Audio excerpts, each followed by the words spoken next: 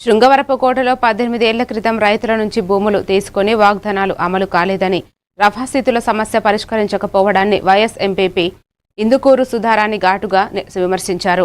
ఎస్కోటలో విలేకరుల సమావేశంలో ఆమె పోలీసుల అడ్డుపడటం, అధికారుల నిర్లక్ష్యం, షేర్ల అమలు లేకపోవడం వంటి అంశాలపై ఆగ్రహం వ్యక్తం చేశారు.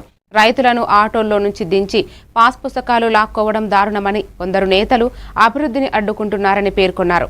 ఈ సమావేశంలో మేజర్ పంచాయతీ సర్పంచ్ గనివాడ సంతోషి, నాయకులు బోజంకి గోవింద్, వసి వెంకట్రావు, పలువురు ఎంపీటీసీలు, ప్రజాప్రతినిధులు పాల్గొన్నారు.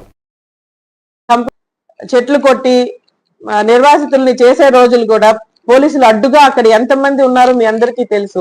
వస్తున్నారని ప్రోగ్రామ్ కోసం అందరికీ దండోరా వేయడం జరిగింది. అలాగే ఎంఆర్ఓ గారు తెలియజేయడం జరిగింది.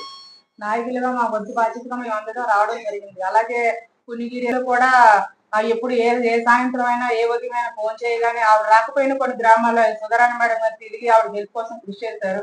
కానీ ఇప్పుడు ఆవిడ ఫోన్ కూడా లిఫ్ట్ చేయకపోవడం, రాకపోవడం చాలా బాధాకరమైన విషయం అని అనుకుంటున్నాను. వేదికగా రావడం జరిగింది.